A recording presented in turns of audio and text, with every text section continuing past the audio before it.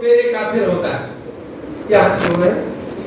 लुटेरे हैं, कहते गर्व से को हम हिंदू हैं। कैसे हिंदू हैं? लुटेरे हैं। ये हमारे विदेशियों ने जब आक्रमण हमारे ऊपर किया तो उन्होंने दो चीज किया, हमारी संस्कृति को मिटाया और हमारे नाम को और हमारे इतिहास को मिटाया। क्योंकि नाम और इतिहास दोनों मिटाने के बाद ही हमारे ऊपर शासन कर सकता है। तो जो भी आतंकी थे, जो भी आक्रमणकारी थे, इन्होंने दो काम किया, हमारे गुरुकुलों को बंद कराया और साहित्यों को जलाया, हमारे साहित्य को, और हमारा नाम बदल दिया। आज हमारे बच्चों को अपने हकीकत मालूम नहीं, हम क्या हैं तो हिंदू बोल देते हैं, जबकि हम मूल निवासी आर्य हैं। और आर्यों के लिए क्या लिखा कि आर्य बाहर से आए थे। भाई ये भी तो लिख देते थे, बाहर से कहां से आए थे, ये भी तो पढ़ाते थे। आज आप लोगों को ये पढ़ाया जा रहा है कि आर्य बाहर से आए थे, जबकि मूल निवासी हम जब इतिहास पढ़ते हैं तो सीता अपने पति को आर्य पुत्र कहते पुकारते हैं। जितने भी एक दूसरे को पुकारते हैं आर्य पुत्र करके पुकारते हैं, ये कहां से आ गया? वेद से लेकर के महाभारत रामायण गीता तक पढ़िए, कहीं भी हिंदू शब्द नहीं है, नहीं आया हुआ है। फिर हम हिंदू कहां से हो गए? आर्य शब्दों से भरा हुआ है, हम आर्य। आज हम कहते हैं भैया ये बताओ विद्यार्थियों कि हवाई जहाज किसने बनाई? क्या बनाओगे? क्या बताओ तो क्यों? ये बच्चे बोल रहे हैं राइट बंधु कहां से आए शब्द? राइट बंधु, राइट बंधु को हम जानते हैं। आप जानते हैं राइट बंधु ने कब उड़ाया था ये जहाज? 1905 में उड़ाया था, जो 100 फीट ऊपर गया, 100 फीट ऊपर गया था।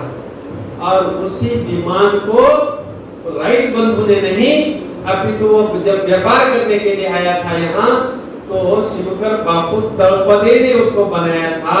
महर्षि दयानंद जी के व्याख्यान को सुन करके जो पुणे के रहवासी थे उन्होंने बनाया था।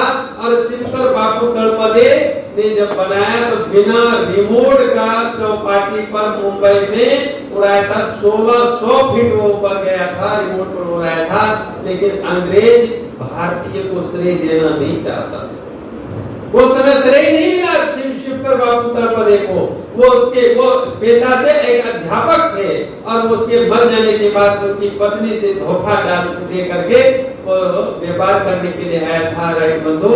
और उनको पता लगा तो उनसे उन्होंने लिया कि मैं भी मदद करूंगा आपको इस कार्य में, मुझे भी जानकारी दीजिए। और वो से सारा लेकर के अपने देश में गया। 1883 में उड़ाया हुआ विमान वो उन्होंने ले जाकर के 12-13 वर्ष तक उस पर सर्च किया, अध्ययन किया, और उसके बाद भी उड़ाया तो सिर्फ 100 फीट तक उड़ा पाया। मैं कहता हूं कि अपने इतिहास को अगर हम जानते थे तो ये 100 वर्ष जो हो, लगभग 120 वर्ष हो रहा है, को 120 वर्ष भी नहीं हो रहा है जो राइट बंधु ने इसको बनाया, इसका नाम दे रहे हैं। मैं एक आपको याद कराना चाहता हूं अपने इतिहास को। जब तक नहीं पढ़ेंगे तब तक वास्तविकता को नहीं जानेंगे। देखो सीता, हमारे यहाँ पर रामायण की बात जानते हैं ना, थोड़ी सी चर्चा करता हूं, फिर मैं आपको आगे बढ़ूंगा कि सीता को किस गाड़ी में चोरी करके ले गया था रावण? मोटरसाइकिल पर या कार में या रेलगाड़ी में, बता सकेंगे? पुष्पक विमान में। कौन बोल रहे हैं? तो पुष्पक विमान जो है, जब विमान की बात करते हैं तो पुष्पक विमान कब का है? ये दिन राम के समय में। राम कब हुए थे? तो जब त्रेता में हुए थे, जब 11,000 वर्ष त्रेता की आयु रह गई थी। उसके बाद द्वापर आया, और द्वापर कितने का था? 8,80,000 वर्ष का, 8,64,000 वर्ष का उसकी कालावधि है। और कलयुग की कालावधि है 4,32,000 वर्ष। तो 11,000 तो वो बीत गया त्रेता का, द्वापर का 8,64,000 वर्ष बीत गया, और कलयुग आया। कलयुग का जो 8,32,000 है उसमें से ये 5,000 खत्म हुआ है। यूं समझिए कलयुग अभी बचपन ही है, जन्म ही हुआ है। तो इतने वर्षों को टैली कीजिए, उसको जोड़िए, लगभग 8,80,500 वर्ष पुराना इतिहास को हमने भुला दिया और राइट बंधु को याद रखा। आज जो राइट बंधु 100 वर्ष के केवल हो रहा है, करीब करीब 120 वर्ष, वो हम जानते हैं लाखों वर्ष पहले का हमें इतिहास भुला दिए। हमारे यहाँ पर पहले ही पुष्प विमान हो, हम कहाँ जाए? हमने अपने इतिहास को भी भुलाया और नाम को भी भुला दिया और अपने देश को भी भुला दिया। आप बताएंगे हमारे देश का क्या नाम है? हमारे देश का मूल नाम क्या है? बोलो। है? क्या बोल रहे हैं? भारत है। भारत ये भी गुलामी का नाम सबको याद है, लेकिन मूल हमारा नष्ट हो गया कि नहीं? मूल नष्ट हो गया। हम तो आर्यावर्त, आर्यों की संतान हैं। मैं अभी भी चर्चा कर रहा था, आर्य पुत्र वेद से लेकर के महाभारत गीता तक आर्यों का उल्लेख है, हिंदू का उल्लेख है ही नहीं, भारत का उल्लेख है ही नहीं, कहीं भी नहीं उल्लेख। और फिर हम कहां से ये भारत का लाग दिए शब्द? तो जिस समय भरत दुष्यंत की बहू भरत की मां थी, दुष्यंत के बेटे का नाम क्या था? सर्वदमन। और जैसे दुष्यंत ने लव मैरिज किया था, उसी तरह से इन्होंने भी किसी लड़की से प्यार किया था, एक राजकुमारी से, सर्वदमन ने। और जब वह मां बनने वाली थी, सर्वदमन पिता बनने वाला था, तो उन्होंने कहा कि अब उनके दरबार में गया, राजा था, सर्वदमन के दरबार में गया और कहा अब मुझसे शादी कर लो, मैं तुम्हारे बच्चे की मां बनने वाली हूं। उन्होंने इनकार कर दिया, माँ बाप के सामने में इनकार कर दिया, दुष्यंत के सामने में, ये मैं इससे प्यार नहीं करते, झूठ बोल रही है। उस समय उन्होंने भरी सभा में कसम खाई थी कि ये संतान जो उत्पन्न होगी, याद रखना, ये तुम्हारा जो राज्य है ना, उसको छीन करके अपने नाम से राज्य चलाएगा। और ऐसी संस्कार उन्होंने दिया और उसका जो पुत्र उत्पन्न हुआ उसका नाम भरत रखा। और उन्होंने जैसे नंद को मार करके मौर्य ने छीन लिया था राज्य को, उसी तरह से उसको भी मार करके, हरा करके राज्य छीन लिया और आर्यावर्त से नाम बदल करके अपना नाम रख दिया भारत। भारत से भारत बना। ये तो गुलामी का, हिंदुस्तान गुलाम का नाम है, इंडिया गुलामी नाम। कोई विश्व में ऐसा देश बताओ जिसका 2 नाम हो? हमारे यहाँ पर तो 4 नाम और मूल नाम हमने भुला दिया। कहीं न कहीं शिक्षण प्रणाली का ये दोष है और यही दोष के कारण आज मनुष्य नहीं बन रहे हैं। हम आ तो रहे हैं मनुष्य बनने के लिए, पढ़ने के लिए, कि पढ़ करके हम मनुष्य बनेंगे, लेकिन मनुष्य नहीं बन रहे हैं, हम हैवान बनते जा रहे हैं। आज हमें दूसरी चीजें पढ़ाई जाती है। अकबर अच्छे थे, टीपू सुल्तान अच्छे थे, ये पढ़ाए जाते, और हमारे लचित बोरफुकन अच्छे नहीं थे क्या? हमारे शिवाजी अच्छे नहीं थे क्या? इनके इतिहासों को छुपाया गया और अत्याचारियों के इतिहास पढ़ने के बाद अत्याचारी ही बनेंगे ना। जो ज्ञान दिया जाएगा वैसा ही हम बनेंगे। आज हम लोग अत्याचारी बनते रहे, शिक्षा इतनी कमकुवत बन गई है कि हमारे यहाँ हैवानियत निर्माण हो रही है, हमारे मनुष्य नहीं बन रहे हैं, पशु बनते जा रहे हैं, पशुवत व्यवहार हो रहा है। जो कांड मैंने बताया आपको, 3-4 कांड जो हो रहा है, क्यों हो रहा है? कैसे सुधारना होगी?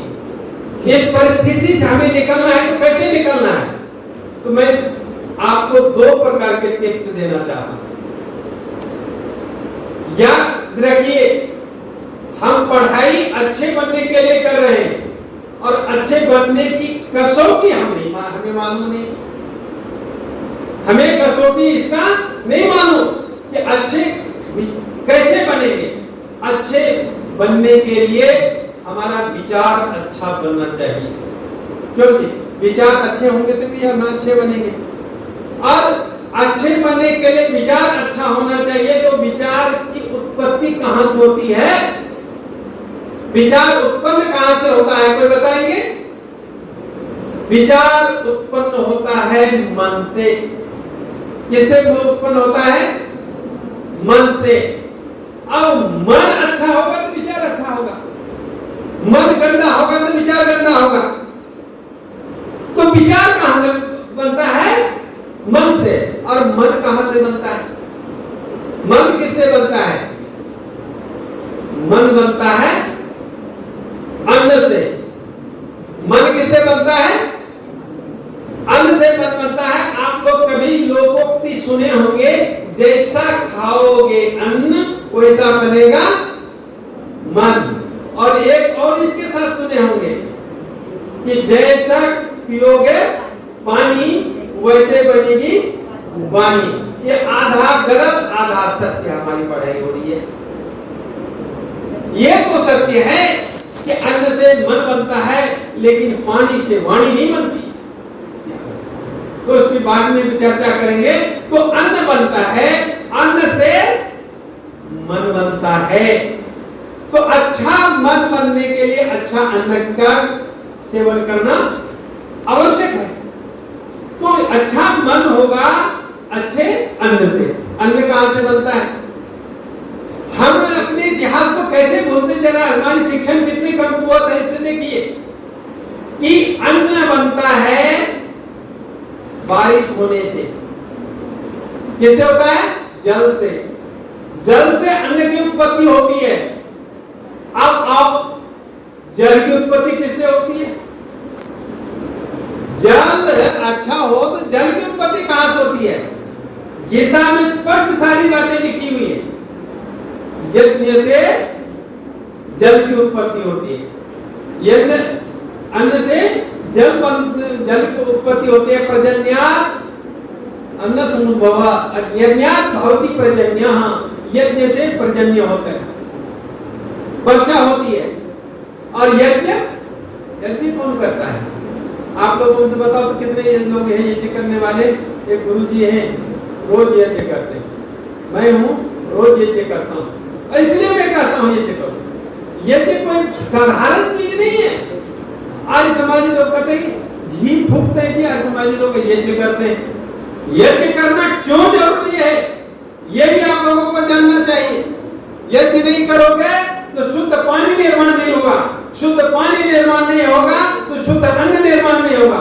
शुद्ध अन्न निर्माण नहीं होगा तो शुद्ध मन नहीं बनेगा। और शुद्ध मन नहीं बनेगा तो शुद्ध विचार नहीं बनेगा। शुद्ध विचार नहीं बनेगा तो शुद्ध हम अच्छा जीवन हमारा अच्छा नहीं हो सकता।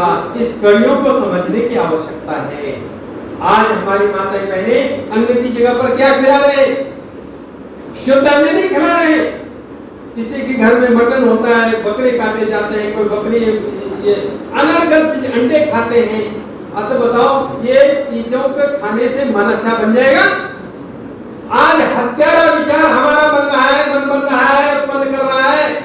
तो इसलिए कर रहा है कि हम उस हत्या वाली चीज को खा रहे हैं। हम मांस मछली खा करके ये बेकार वाला बुद्धि बनेगा ही, अच्छे मन बनेगा।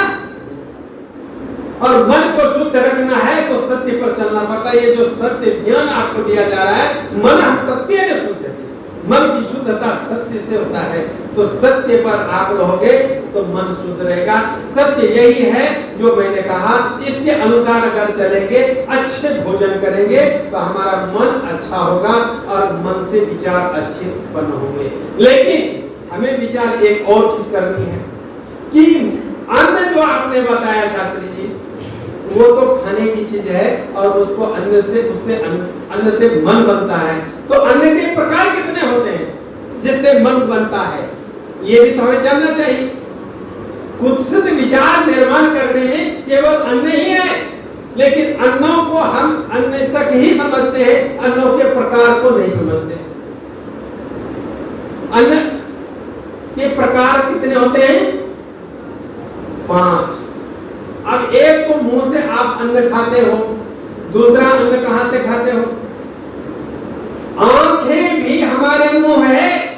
हमारे शरीर में परमात्मा ने 19 मुख दिया है, जिसमें से मुख्य जो है 5 ज्ञानेंद्रिय वो मुख है।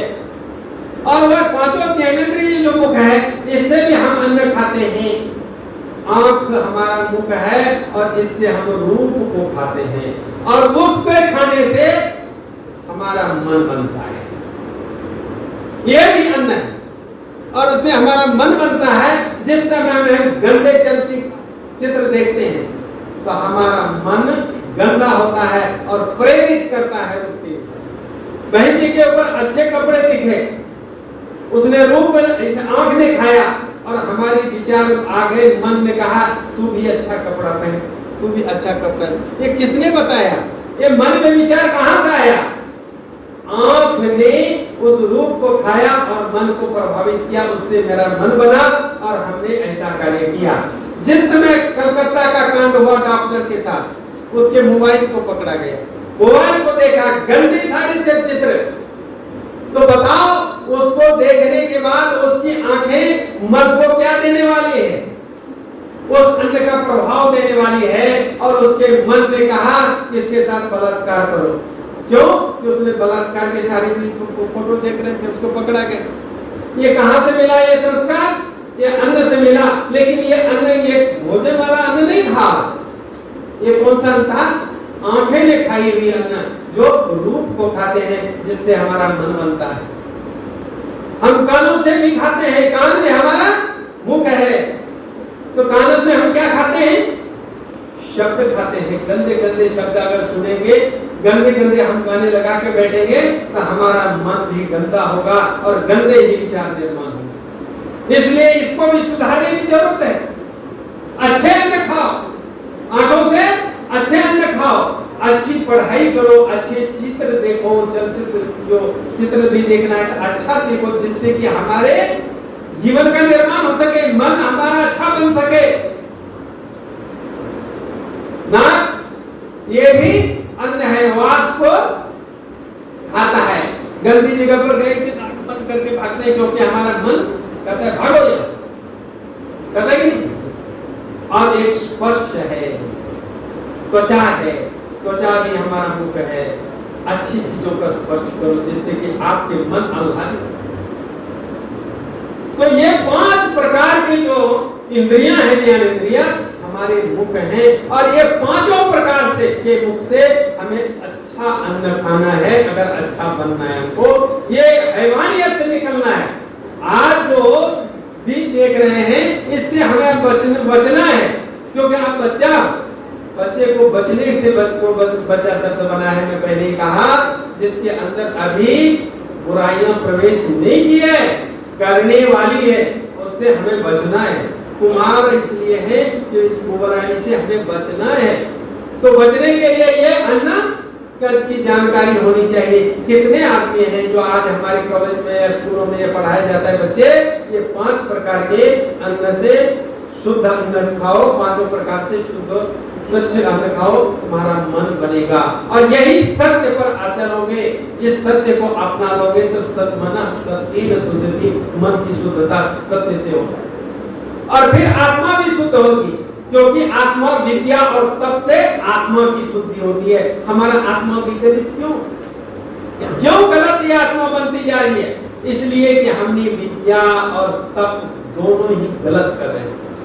न तो हमारे जीवन में तप है, न हमारे समय में जीवन में विद्या है। क्योंकि आज की विद्या से पढ़ करके भी हम दुखी रहते हैं। विद्या का अर्थ होता है जो दुख से, हर प्रकार के दुख से छुड़ा दे, हर प्रकार के दुख से छुड़ा दे, उसको विद्या कहते हैं। सा विद्या या विमुक्तये, हमें या दुख से छुड़ा देती है। अगर नहीं छुड़ा पाती है तो हमारी विद्या नहीं है। विद्या तो वो थी जिस समय में कहीं पर दुख का लेश मात्र नहीं था, सोने की चिड़िया कहलाता था, और कहीं भी कभी भी दुख नहीं था, शांति थी, चरित्र की शिक्षा। बाहर के लोग आते थे यहाँ लेने के लिए। मनु भगवान कहते हैं, ये तो देश प्रसूतस्य सकार साधक जन्मना स्वयं चरित्र शिक्षेणं पृथ्व्याम सर्वमान। पृथ्वी पर के सारे लोग यहाँ पर शिक्षण प्राप्त करने के लिए आया करते थे। उस भारत को, उस आर्यावर्त को इसकी नजर लग गई। आज विचार करने की बात। तो कहने का मेरा तात्पर्य है कि इस व्यवस्था को सुधारने की आज आवश्यकता है, तो हम अच्छा बन सकते हैं। ये 5 चीजें, 5 इंद्रियों से जो हम भक्षण करते हैं, इस अन्न को सुधारने की आवश्यकता है, इस अन्न को शुद्ध लेने की आवश्यकता है, जिससे हमारा मन बनेगा। विद्या और तप करने से फिर हमारी आत्मा की शुद्धि होगी, और बुद्धि की शुद्धि ज्ञान से होती है। हमें असली ज्ञान होना चाहिए, फिर हमारे बुद्धि भी शुद्ध हो जाएगी। ज्ञान की प्राप्ति होगी तो बुद्धि शुद्धि हो जाएगी, बुद्धि की शुद्धि हो जाएगी, और फिर बुद्धि अगर अच्छी हुई तो गलत काम करेगा क्या? अच्छी बुद्धि वाला गलत काम करता है क्या? अच्छा ही काम करता है। इसलिए आर्य समाजी वैसे ही यज्ञ को नहीं करते। यज्ञ करने के पीछे उनका इतनी श्रृंखलाएं हैं। मूल में जाकर के यज्ञ है, और यज्ञ कौन सिखाता है? वेद सिखाता है, महर्षि दयानंद जी ने। इसलिए तो यज्ञ को प्राथमिकता दिया। 5 महायज्ञ करना चाहिए, डेली करना चाहिए, रोज करना चाहिए। तो हमसे नहीं होता, हम संध्या नहीं करते, उपकारों को नहीं मानते, ईश्वर के उपकारों को। तो हमें इसकी आवश्यकता है। देखो महाभारत के अंदर दुर्योधन को कृष्ण ने कहा, तेरे को समझ में नहीं आती है कि धर्म पर तू चल रहा है, धर्म को छोड़ रहा है। तो वो भी एक बात कहता है कि जाना भी धर्मम नचमे प्रवृत्ति, जाना भी अधर्मम नचमे निवृत्ति, केनापि देवेन हृदय स्थितेन यथा नियुक्तोऽस्मि तथा करो। मैं जानता हूं कि धर्म क्या है, लेकिन उससे निवृत्ति नहीं हो रही। मैं जानता हूं धर्म क्या है, उससे मुझे उसमें प्रवृत्ति नहीं हो रही है। धर्म कोई तो मेरे अंदर ऐसी प्रेरणा कर रहा है, जिस कारण से मैं उसकी प्रेरणा की ओर वशीभूत, मैं उसका आहार ही पर चल रहा हूं। और वो कौन है? मन है। वो कौन है? मन है। जिस समय द्रौपदी भीष्म पितामह जब सरसैया पर लेटे हुए थे, तो द्रौपदी को उपदेश कर रहे हैं, नीति का उपदेश कर रहे हैं। कौन? भीष्म पितामह। द्रौपदी सेवा करती थी, तो भीष्म पितामह को द्रौपदी कहती है कि आज आपको नीति की बात याद आ रही है? जिस समय भरी सभा में मेरे चीरहरण हो रहा था, उस समय तुम कहां गए? उस समय कहां सोए हुए थे? उन्होंने कहा कि हे देवी, उस समय मैं दुर्योधन का दूषित अन्न खाया था, वो मेरा मन प्रभावित होकर रहा था। वो आज तेरे जो अर्जुन है, उन्होंने बाणों से छलनी करके वो सारे के सारे रक्त निकाल दिया है। आज मेरे उससे शुद्ध हो गया हूँ, और आज इसलिए मैं तुम्हें धर्म की बात कर रहा हूँ। मन का कितना बड़ा प्रभाव होता है, अन्न का कितना बड़ा प्रभाव होता है कि जैसा अन्न खाए वैसा मन बन जाता है। इसलिए इसकी शुद्धिकरण करना आवश्यक है, इसका ज्ञान होना आवश्यक है। तभी हम ऐसे विचारों से बच सकेंगे, हैवानियत होने से बचेंगे, अच्छे इंसान बनेंगे। और दूसरी बात एक और कहना चाहूंगा मैं, और वो कहकर के समाप्त करूंगा कि समय आधा घंटा ही था, समाप्त होता जा रहा है। चंद मिनटों में आप लोगों को थोड़ा सा विचार लेता हूँ। कहने को दिल में उफान आता है कि मैं बहुत कुछ सुना हूँ, लेकिन मैं एक और बात करता हूँ जो आपके जीवन में अच्छा बनने के लिए सहयोगी है। हर माँ बाप भी और हर बच्चा जो चाहता है मैं मीठी वाणी वाला बोलूं, ऐसी वाणी बोलिए मन का आपा कोई और को शीतल करे, आप शीतल। एक वाक्य मैंने अभी जो कहा था, जैसा खाओगे अन्न वैसा बनेगा मन, और जैसा पियोगे पानी वैसे बनेगी वाणी। ये गलत। पानी से रक्त बनता है। जिस समय हम बीमार पड़ जाते हैं, कमजोर हो जाते हैं, डॉक्टर के पास जाते हैं, कहते हैं 1-2 बोतल पानी चढ़ा दो सर, क्योंकि इसमें ताकत आ जाएगी। आ जाती कि नहीं? लेकिन वाणी नहीं बनती।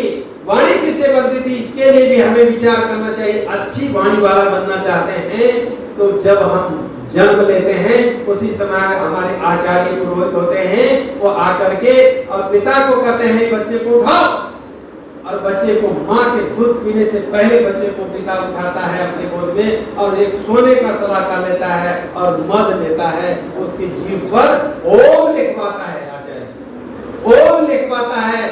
वो रक्षक परमपिता परमात्मा है हमारा, और ओम लिखो, ये मधुर भाषी होना चाहिए। शहद का सेवन करवाते हैं, तो शहद खाने से, तेजस पदार्थ घी खाने से मक्खन खाने से मन बनता है, मन वाणी बनती है। इससे वाणी बनती है, किससे? शहद, मक्खन, घी जैसे पदार्थ गाय के दूध से निर्माण किए हुए पदार्थ को खाने से, ये इस पदार्थ खाने से हमारी वाणी बनती है। हम बाजारों में जाकर के कुछ भी पी लेते हैं, कोको कोला पता नहीं क्या क्या है, कुछ भी खाते हैं, अंडे खाते हैं, पिज्जा खाते हैं। इससे क्या हमारा मन बनेगा? दूषित मन बनेगा, दूषित अन्न खा रहे हैं। तो इससे वाणी बनती है, और वाणी भी हमारी पवित्र तब होगी जब हमें पता होगा कि वाणी बनती किससे, निर्माण किससे होती। तो ये वाणी निर्माण होती है तेजस पदार्थ खाने से, घी खाने से, दही मक्खन खाने से, शहद का सेवन करने से ये वाणी बनती है। अगर अच्छे वाणी वाला बनना चाहते हो, अच्छे विचार वाला बनना चाहते हो, तो हमारे द्वारा जो है ना, ये किससे निर्माण होता है इसकी भी जानकारी होनी जरूरी है। नहीं तो हमें बचाने वाला कोई नहीं। आज की शिक्षण जो है, ये शिक्षण व्यवस्था में कोई बता दे कि इस अन्नों का वर्णन हुआ हो, इस हमारे 5 मुख का वर्णन किया गया हो पहले से लेकर के निम्न तक, कहां से हम अच्छे बनेंगे? ये हमें शिक्षण कहां से मिला? तो गुरुकुलीय पद्धति से मिला है, गुरुकुल में। और उस समय कहते हैं कि गुरुकुल में आज संस्कृत की सिवा क्या पढ़ाते हैं और उससे क्या होगा? अरे संस्कृत पढ़ाए जाते थे उस समय, इतना बड़ा विकास है, इतने बड़े बड़े निकले हैं। जिस समय सिर्फ संस्कृत ही दुनिया में भाषा थी, दूसरी भाषा महाभारत काल तक नहीं थी। और उस समय जो प्रगत था, आज कहते विज्ञान का युग है।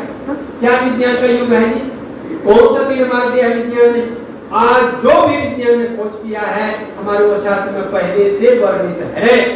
आज चांद पर उतरा है, उतरे हैं हमारे लोग जो विज्ञान की खोज कर रहे हैं, उस चंद्रमा की व्याख्या हमारे वेदों में पहले से वर्णन पहले से किया गया है। आज कहते हैं टीवी को निर्माण किया है, नया आविष्कार है हमारा। मैं कहता हूँ यह नया आविष्कार नहीं है। जिस समय महाभारत का युद्ध हो रहा था, संजय सारी कहानी धृतराष्ट्र को सुना रहा था, जबकि कुरुक्षेत्र 180 किलोमीटर वहां के युद्ध का वर्णन सब सुना रहा था। आज कहते मोबाइल आज की वैज्ञानिक विज्ञान का देन है। अयोध्या में भारत था और श्रीलंका में राम था, दोनों भाई बात करते थे। उस समय क्या? आज किसके पीछे हम जा रहे हैं? हमें अपने इतिहास के पीछे दौड़ रहे हैं। और आज भी विज्ञान वहां नहीं पहुंचा जहां हमारे ऋषि पहुंचे थे। ऋषि का अर्थ होता है वैज्ञानिक।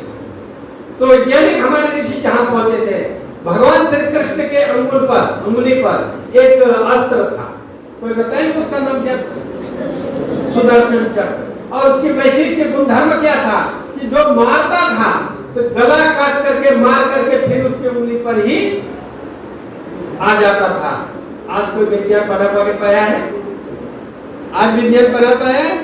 तो विज्ञान आज पीछे है आगे है?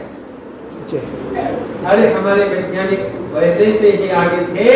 हमें ये संदेश आप लोगों को देना आया हूँ, हम अपने पूर्वजों को जाने, पीछे की ओर लौटे, वेदों की ओर लौटिए, तभी हमारा कल्याण हो सकता है बच्चों। नहीं तो हमारा कल्याण होने वाला नहीं है। ऐसे ही हैवान होते चले जाएंगे। ये 5 जो हमने बताया टिप्स, वाणी और मन को शुद्ध रखने का, इतना तो आप कर ही सकते हो अपने घर में। बाकी को छोड़िए, इतना भी अगर आप ना लिए, आज का संदेश मेरा सफल मैं समझूंगा और आप अपने जीवन को भी अच्छा बना पाएंगे। समय इजाजत नहीं देता है, बहुत ज्यादा पूर्णता हो गया। मैं आपको माफी चाहता हूँ, 10-15 मिनट ज्यादा हो गया है। मेरी खूब दिल में होता है कि मैं बच्चों को कुछ सुनाऊं, लेकिन समय इजाजत नहीं दे रहा है। यहीं पर हमारे वक्त को मेरा